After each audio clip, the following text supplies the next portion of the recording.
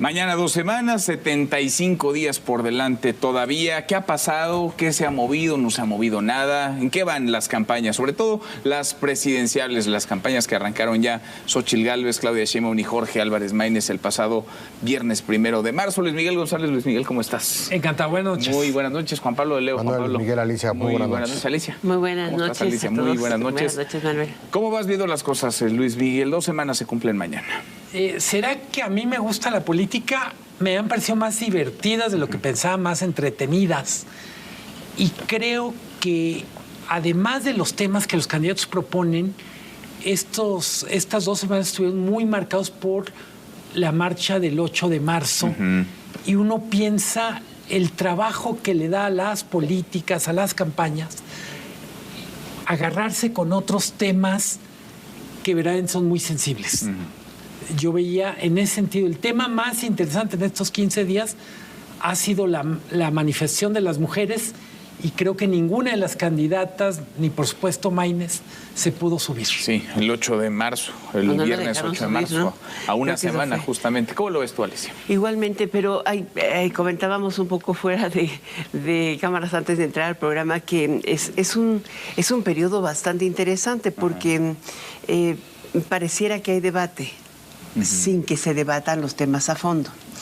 O sea, ¿sí ves contraste? Pues sí, de alguna manera, pero es un contraste natural, ¿no? Una candidata que tiene una cómoda diferencia, de acuerdo con las encuestas, que puede ir del 18 al 23%, dependiendo de cuál la veas, y con una muy buena aceptación general de público. Pues no arriesga, no toma ninguna posición de riesgo, está jugando en el mismo terreno, y las propuestas que realiza no son tampoco tan profundas, pero sí habla de compromisos para realizar repropuestas, sí es ganadora. 100 propuestas presentó en el Las Zócalo. 100 propuestas, si tú las ves, son compromisos generales, no hay ninguno con detalle. O sea, tú puedes decir, es que si le votamos esas 100 propuestas, lo que va a pasar es más de lo mismo. Bueno, pues si está pidiendo el segundo piso de la 4T, no está ofreciendo ningún cambio, si ni no hay ningún retroceso. Está hablando de continuidad. Es casi de continuidad. Eso es lo que está... Hay algunas cosas en las que está proponiendo cambios, matiz, como es el caso de seguridad, al ponderar o subrayar la necesidad de que en México se fortalezcan, existan policías municipales y locales. Ella habla de un cambio constitucional. Xóchitl Gálvez también habla de algo así. Es que tampoco es sacar al ejército, sí hay que desmilitarizar la seguridad pública, pero hay que dotar capacidades a la seguridad pública, porque hoy la Secretaría no tiene ni una Guardia Nacional, ni tampoco el ejército tiene las capacidades plenas para actuar en materia de seguridad ciudadana. El problema no es enfrentar narcotraficantes. El problema es que la violencia está en la calle, enfrente del ciudadano, en la subida de la combi, en la extorsión del mercado público. Sí. O sea, esa es la realidad. Entonces, ¿no ves mayor sorpresa en estos primeros 14 días? Decías que propuestas, pero no precisas. Juan Pablo. Y a ver, retomando lo que dice Alicia, propuestas y no precisas, porque nos confirma que esta elección es un referéndum alrededor del presidente López Obrador. Me parece que esta campaña, esta intención y esa estrategia que tenía Movimiento Ciudadano al principio de ser una tercera opción o una tercera vía, simple y sencillamente no se está viendo en la intención. ¿Ya no aprendió Movimiento Ciudadano? No ha aprendido. No sé si Álvarez voy a aprender, pero en estos primeros días no ha aprendido. No ha sido un protagonista, no ha sido un personaje, ni una campaña, ni un partido político que ofrezca de alguna manera el sacarnos de esta conversación bipartidista de 2 opciones y el referéndum del presidente López Obrador. Sí creo que lamentablemente, y más allá del tema político, la violencia, el crimen organizado, los candidatos asesinados, todo lo que está alrededor de esta situación de inseguridad, ligado, por ejemplo, al único evento en donde han participado los 3 candidatos, que fue este evento con la Iglesia Católica, en donde Claudia Sheinbaum firma el documento, el diálogo por la paz. Con, digamos, algún tipo de contestación al diagnóstico de violencia que plantea. Firma sin estar de acuerdo, porque dice, no estoy de acuerdo en el diagnóstico. Pero, no estoy de acuerdo con y es con el tema de la violencia. Y sí me parece que más allá de los 3 candidatos, la discusión que tenemos a nivel federal y las encuestas y todo lo que está planteando en esta mesa, sí yo he visto en estos primeros días, lamentablemente, al crimen organizado y a la violencia como uno de los protagonistas de lo que está sucediendo alrededor, si bien no en esta campaña a nivel federal, sí en las campañas locales y sí con los candidatos locales, que de alguna manera impacta también el ambiente y habla de lo que va a suceder en los próximos 2 meses y medio con respecto a qué candidatos se van a subir, qué candidatos se van a bajar y qué candidatos lamentablemente no van a llegar a la elección porque el crimen organizado votante no les van a permitir el 2 de junio. Me llama la atención el contraste más fuerte, lo vemos en seguridad y en política social están prácticamente empatadas en propuestas. De hecho hay una especie de subasta de quién da más. Sí.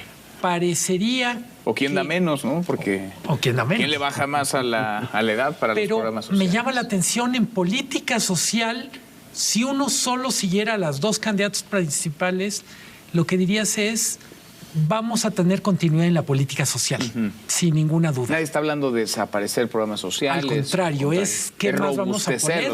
¿A quién más le vamos a dar dinero? Y ahí es donde entra, esquivan la parte más aburrida y más espinosa, que es, ¿y cómo lo vamos a financiar? En lo de seguridad, creo, y en ese sentido me gustaría poner un elemento, no solo estamos, o mejor dicho, más que ideas, lo que estamos viendo en escena son estados de ánimo. Lo que vimos en la convocatoria de la Iglesia es una candidata que no solo está cómoda con su ventaja que le dan las encuestas, sino está cómodo con que las cosas sigan como están en seguridad. Y vemos a Xóchitl, que de alguna manera es la candidata que está reflejando los que están incómodos con la política de seguridad.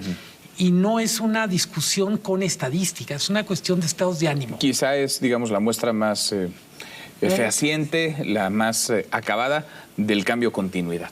Y Xóchitl Gálvez busca el cambio y Claudia Sheinbaum ofrece yo continuidad. Enfatizaría, es sobre todo un cambio percibido en estados de ánimo. No es que diga, esta es mi propuesta, es yo soy la candidata que le pide que me sigan los que están incómodos con lo que están viviendo en la seguridad. Es el contrarreferéndum, ¿no? Es la contra, sí, claro, como oposición. A ver, en ese sentido, y retomando lo que mencionabas, Alicia, porque decías, a ver, hay una candidata que está arriba en las encuestas, podrá estar 10 puntos, 15 puntos, 20 puntos, según la encuesta que uno revise.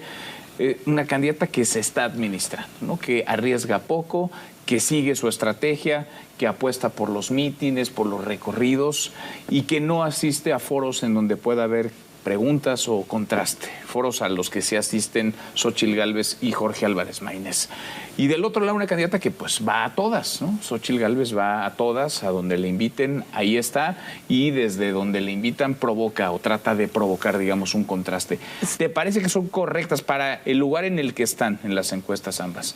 ¿Son correctas? Son las posturas, sí, las dos, sí. O sea, no arriesgar es una estrategia correcta y sí arriesgar. Xóchitl tiene que arriesgarlo todo porque está atrás, al final de cuentas. Pero fíjate que hay un contraste importante. No sé quién le mejoró la imagen a Xóchitl, lo digo sinceramente, pero el perfil que hoy muestra, su arreglo personal, su postura, la forma en que habla, está mucho más dirigiéndose a clases medias. Creo que finalmente es ese gran público descontento al que todo el mundo le dice exclúyete porque no, o eres malo o eres bueno. Entonces está hablando a ese grupo que está harto de la polarización de un lado o del otro, en prácticamente todos sus discursos, y ha aprovechado todo foro empresarial que le han abierto. Ella en particular, no hay día que no esté en un foro en la mañana, en otro foro en la tarde, igual que Maínez. Claudia es mucho más selectiva en a qué foro acude y a qué foro no. Pero ella tiene el mismo esquema. Claudia es esa foto que difunden a través de redes por atrás en una toma. O sea, es con una plaza pública llena. Con una plaza aparentemente llena, siempre es con un toldo triangular, con 4 áreas y se ven muy lejos todo lleno, ¿no? O fotos muy llenas. Pero ella siempre detrás, enfrente o un poquito rodeada desde arriba. ¿Qué ves? Pues es la misma postura, ni siquiera cambia de estilo, es ella. Hoy está hablando más, está menos arengando y mucho más platicando. Está respondiéndole al presidente de España, está acusando a Alito, está teniendo el respaldo de Mario Delgado. En el tema de los votos, ¿no? El presidente y Mario Delgado. ¿Te parece correcta entonces la estrategia de las dos para el lugar en el que están? Pues sí, porque finalmente quien tiene que presionar para que reaccionen es Xóchitl. Y Xóchitl está encontrando la reacción en el morning call, en la mañanera, ¿no? Todas las reacciones de la mañanera es a Xóchitl. Sí. Las estrategias. Y que también la retoma Claudia Sheinbaum. Me parece que en ese sentido el presidente sigue poniendo la agenda. De pronto yo creo que fue un buen inicio de campaña para Xóchitl Gálvez y para la oposición, y de pronto con declaraciones como este golpe de estado técnico que de hecho no ha sido muy retomado por la oposición, me parece inteligente para no subirse a ese tipo de temáticas, sí ha sido tomado por Claudia Sheinbaum. Es decir, todas las declaraciones y las estridencias que vienen de la mañanera sí son retomados por Claudia, ya sea por preguntas directas en los chacaleos con los medios de comunicación o ya sea por posiciones directas desde la campaña política, pero hay temas a los que la oposición no se está subiendo y me parece me parece una estrategia interesante el hecho de mantenerse en su agenda, de mantenerse en su plataforma y de mantenerse o con sus propuestas o con este tipo de discurso de referéndum con respecto a lo que decía Luis Miguel, de poder retomar a las personas que están inconformes con lo que está sucediendo o conformes con lo que está sucediendo. Si hay un intento de Palacio Nacional que está siendo retomado por Morena y por Claudia Sheinbaum,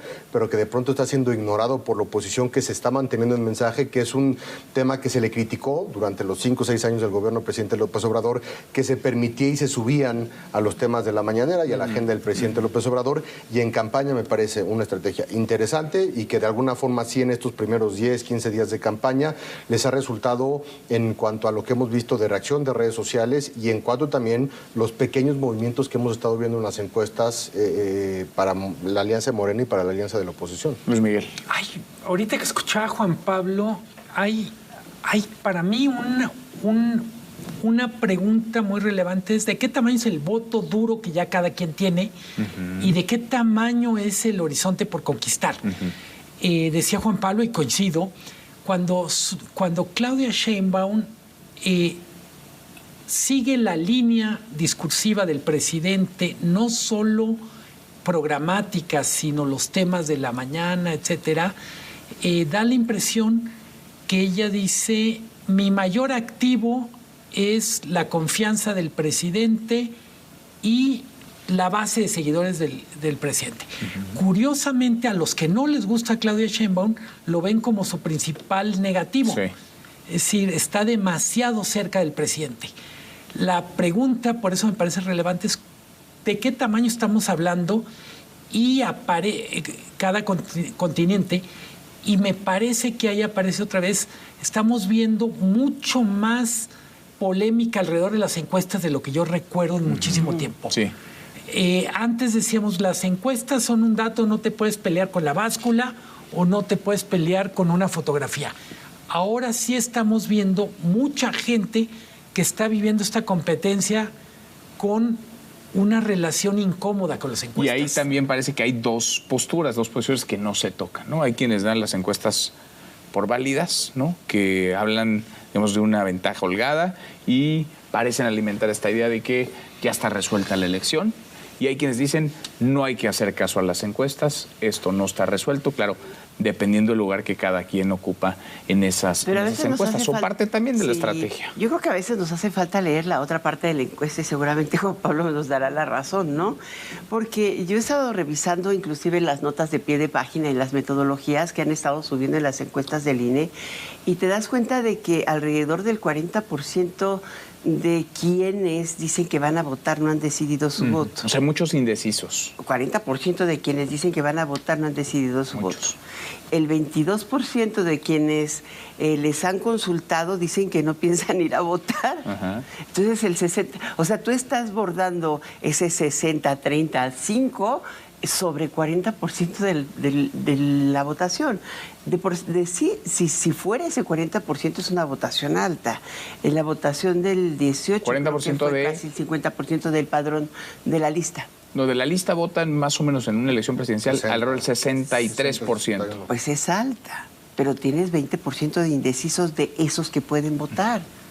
O sea, en el 18 y en el 12 fueron 63%. Exacto, y allí es donde la lista nominal de 100 millones van a salir a votar, si se mantiene, digamos, este promedio, 63 millones de mexicanos. En los referéndums que ha hecho a lo largo de sus 6 años o sus 5 años, si consideramos el año de la elección, el presidente ha tenido como 12 millones de votos firmes, duros y directos. Entonces hoy, pues es lo que dice él, es la base dura. Ahora, ¿tú cuántos tienes firmes, duros y directos del PAN? Son alrededor de 6, 7, ¿no? Y en el PRI, pues se cayeron a 5. Puedes llegar a sumarlos, pero no sabemos cómo quedó pues la clave está en ir por los indecisos. A ver, 63 millones podrían salir a votar. Sin duda. Más o menos puede ser un poco más, pueden ser un poco 61, menos. 62, 63%, pero y justo lo platicábamos contigo el otro día, también sobre qué participación están basando los encuestadores ese tipo de resultados, por abajo del 60%, digamos 50, 51, 55%, o por arriba del 60%. Que es curioso que algunos encuestadores estén proyectando una participación del 50%. Y a ver, está muy lejana a lo que vimos en el 18 y en el 12. Aquí seguramente contigo en múltiples ocasiones, pero a partir del resultado y lo que sucede el 2 de junio, me parece que sí abre ahí Pero Manuel tiene toda la razón. O sea, si tú lo ves, esos encuestadores donde tienes un margen de casi 22% están proyectando 50 millones de votos. Sí. Pues lo veremos. El presidente ganó con 30 millones de votos. Por eso las voces de muchas personas y personajes importantes llamando al voto. Bueno, pues Alicia, gracias. Juan Pablo, Luis Miguel, muchas gracias. Hasta mañana. Pásale.